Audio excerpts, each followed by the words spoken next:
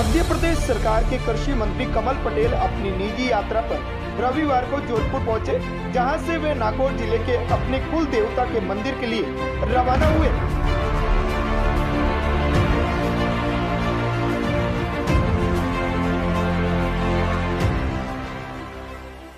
हमारे पूर्वजों की मातृभूमि यही है।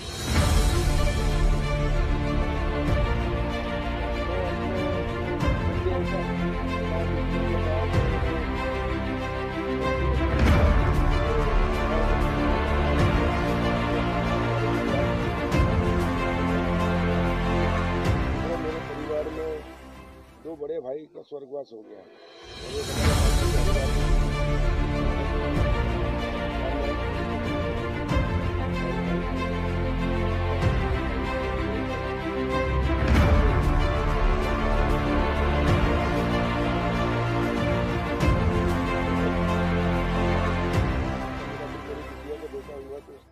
मुंडन कराने भी आए, उनके गाँव रामदेव जी भवन के दर्शन करेंगे, कन्नौज वाली माता जी के दर्शन करेंगे और अपने परिवार से मिलकर, अपने लोगों से मिलकर वापस जाएंगे। यानी धार्मिक यात्रा कह सकते हैं। धार्मिक यात्रा भी है, पारिवारिक यात्रा भी है। उसके अलावा बात करेंगे जिस तरह से पूरे देश में बहस छिड़ चुकी है, मध्य प्रदेश ने पहला कानून बनाने की जो बात की, लव जिहाद। हमने आज देखिए, आज गोपाष्टमी है और गौ माता में 33 करोड़ देवी देवताओं का वास होता है और इसलिए माननीय मुख्यमंत्री शिवराज सिंह जी ने एक अलग से कैबिनेट बनाई है उसके लिए, गौ कैबिनेट, और उसकी आज पहली बैठक थी और वीडियो कॉन्फ्रेंसिंग के माध्यम से मैंने दिल्ली से ही उसको अटेंड किया कि मध्य प्रदेश में गौ माता की हत्या पर प्रतिबंध का भी शिवराज जी के नेतृत्व में हमने ही मध्य प्रदेश में सबसे पहले कानून बनाया। फिर गौ माता की रक्षा के लिए जब मैं राजस्व मंत्री था तो उस समय हमने हर ग्राम पंचायत में 5 से 10 एकड़ जमीन गौशाला के लिए निःशुल्क आरक्षित करने का काम किया और अभी 2,000-2,500 गौशालाएं का हमने स्वीकृति दी है। 4,000 गौशाला इस साल बनेगी। तो हर ग्राम पंचायत में गौशाला बनाने का हमारा संकल्प है। हमने गौ अभ्यारण्य भी बनाया है।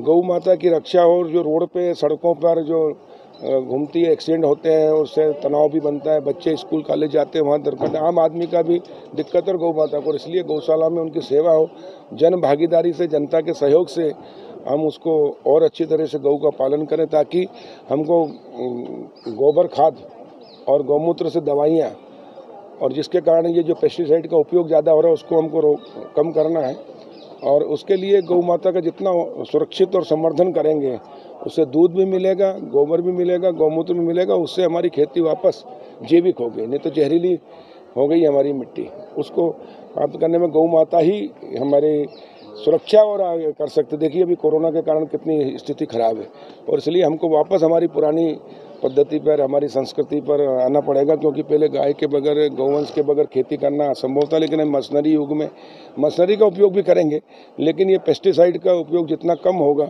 और जैविक की ओर जाना होगा, उसके लिए हमने गौ माता के संवर्धन, संरक्षण और उसकी सुरक्षा और पालने की व्यवस्था का आज पहली कैबिनेट थी और एक बहुत अच्छा निर्णय गोपाष्टमी पर पुण्य कार्य मध्य प्रदेश की सरकार ने किया है।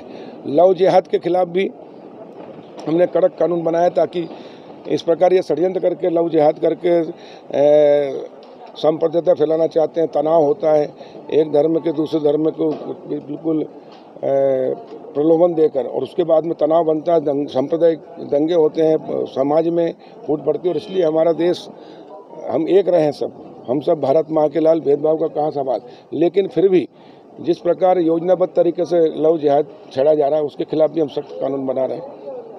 प्रदेश के मुख्यमंत्री ये आरोप लगाते हैं बीजेपी पर कि आपने लव जिहाद का नाम दिया है, बाकी जो भारतीय संविधान है नहीं। देखिए अब ये कांग्रेस तो हमेशा ही तुष्टीकरण की नीति अपनाई और कांग्रेस की गत क्या हो गई है देख लो, इसी के कारण 70 साल में खत्म हो गई है और इसलिए अभी भी इनको समझ में नहीं आएगा तो पूरी तरह खत्म हो जाएगी। हमारा कहना है कि हिंदू हो या मुसलमान हो, ईसाई हो, हम सब भारत माँ के लाल हैं, लेकिन धर्म के नाम पर सांप्रदायिकता फैलाना, गलत तरीके से इस प्रकार व्यवस्थित करना, देखिए समाज में देखते हैं ना, समाचारों में रोज तो आता है कि किस प्रकार प्रलोभन देकर शादी की जाती है, बाद में किस प्रकार प्रताड़ित किया जाता है और फिर 3 तलाक बोलो और तलाक हो जाता है। इसलिए हमने 3 तलाक पर भी प्रधानमंत्री जी ने जो कानून बनाया, रोक लगाई है, वो भी महिलाओं की, मुस्लिम महिलाओं की सुरक्षा का भी काम किया है। नहीं तो राजीव गांधी जी ने तो साहिबानों प्रकरण में सुप्रीम कोर्ट के निर्णय को बदल दिया था तुष्टीकरण वोट की राजनीति के कारण। हम सबका साथ, सबका विकास और सबका विश्वास लेकर प्रधानमंत्री जी का जो मंत्र है उसके अनुसार चल रहे हैं। उसी के कारण भारतीय जनता पार्टी चारों तरफ जय जयकार हो रही, कमल खिल रहा है और कमल का फूल खुशहाली, समृद्धि और विकास का प्रतीक है। और इसीलिए देश तरक्की कर रहा है। देश को आत्मनिर्भर बनाना हमारी पहली प्राथमिकता है और देश को आत्मनिर्भर बनाने के लिए गांव को आत्मनिर्भर बनाना पड़ेगा।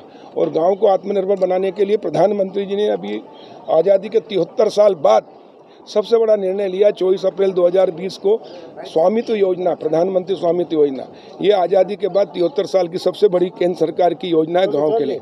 अब गांव के विकास के द्वार खोले, गांव की तकदीर तस्वीर बदलेगी, दशा और दिशा बदलेगी। जैसे ये बिल्डिंग है, ये 1 करोड़ की है, 100 करोड़ की है, शहर में तो इसकी वैल्यू है। अगर गांव में ये 100 करोड़ की बिल्डिंग होती ग्राम पंचायत में, तो इस पर 1 रुपये का न तो जमानत हो सकती, न लोन ले सकते हैं, न लिमिट मिल सकती है, न व्यवसाय, न व्यापार, न उद्योग। इसलिए शहर मुट्ठी भर बढ़ते गए, गांव बिछड़ते गए।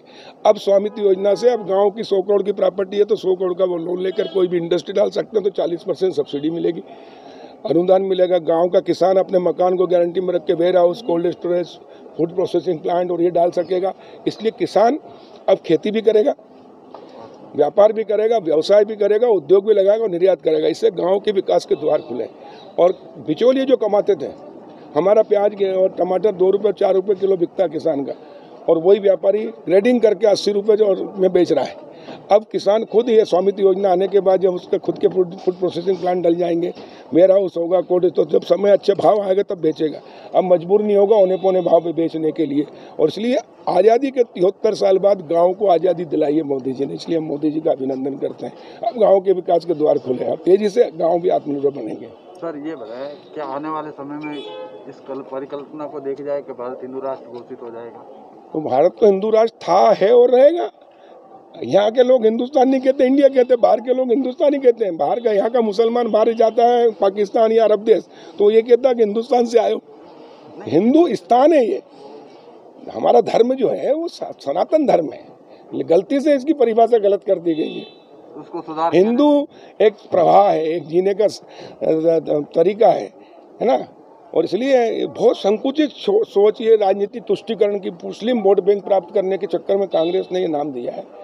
लेकिन हम इससे ऊपर उठकर काम करते हैं। हमारे लिए पूरे भारत माता हमारी माँ है। इसमें जन्म लेने वाला व्यक्ति, इसमें रहने वाला व्यक्ति, यहाँ का नागरिक हम सबका, मुसलमान और हिंदू के खून कोई अलग अलग है क्या? ऊपर से सब एक आते हैं, यहाँ होने के बाद ही अलग अलग होते हैं। लेकिन सोच इस माटी के प्रति होना चाहिए। तो खा यहाँ की बजाय पाकिस्तान की, ऐसे लोग इस देश में चाहे हिंदू भी है तो कोई काम का नहीं है। जो इस देश के प्रति वफादार है वो हमारा भाई है, और अगर वो इस देश के प्रति वफादार नहीं है, हमारा सगा भाई भी है, तो वो हमारा कोई काम का नहीं है। तो यानी कि हिंदू राष्ट्र कह सकते हैं? देखो, यह हिंदू राष्ट्र भी है। राम राज्य की स्थापना, मेरे से एक पत्रकार ने पूछा राम राज्य की स्थापना कब होगी? मैंने कहा राम राज्य की स्थापना तो हो चुकी है, जब से मोदी जी ने शपथ ली है उस दिन से राम राज्य की स्थापना हो गई है। राम राज्य में क्या था? सबका साथ, सबका विकास, सबके साथ न्याय, वही मोदी जी कर रहे हैं। 55 साल में कांग्रेस ने एक शौचालय नहीं बनाया। हमारी माता बहना लोटा लेके जाती थी, हमारे माथे पे कलंक था, वो मोदी जी ने दूर किया। एक गैस टंकी चूल्हा नहीं दिया 55 में गरीब को किसी को। मोदी जी ने 9 करोड़ गैस टंकी चूल्हा देकर हमारी माताएं बहनें चूल्हा फूंक फूंक के जो आंखें खराब करती ठीक हुआ।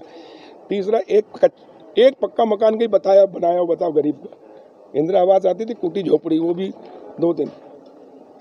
3 करोड़ से अधिक मकान बना दिए सबको। 2024 से सबको मकान हो गए। रोटी, कपड़ा और मकान, हर घर जल मिशन में, अब हर घर नल जल। शहरों में क्यों? आज़ादी के बाद 55 साल तक 80% लोग जो गांव में रहते हैं वहाँ बजट का 20% खर्च होता था, और जो 20% रहते हैं वहाँ 80% होता था। इसलिए शहर विकसित हो गए लेकिन गांव पिछड़ते गए। अब असली में गांव की सरकार आई है, गांव की। गांधी जी का सपना कांग्रेस ने नहीं, भारतीय जनता पार्टी ने पूरा किया है। गांधी जी कहते थे असली भारत गाँव में बसता, गाँव के विकास से देश का, तो गाँव के देश का विकास हो रहा है। अब स्वामित्व योजना आई है, पहले क्यों नहीं आई? जो काम मोदी जी ने अभी किया है, अटल जी ने किया, प्रधानमंत्री ग्राम सड़क, पहले गांव में 1 किलोमीटर सड़क थी क्या? तो बिजली, पानी, सड़क, स्वास्थ्य, शिक्षा सब कुछ तो अभी हुआ। तो 6 साल में हो सकता तो 55 साल तक क्यों नहीं हुआ? और इसलिए 55 साल तक देश पिछड़ा कांग्रेस के राज, और भ्रष्टाचार की जर्नी भी कांग्रेस है। और इसलिए कांग्रेस मुक्त भारत यानी भ्रष्टाचार मुक्त भारत।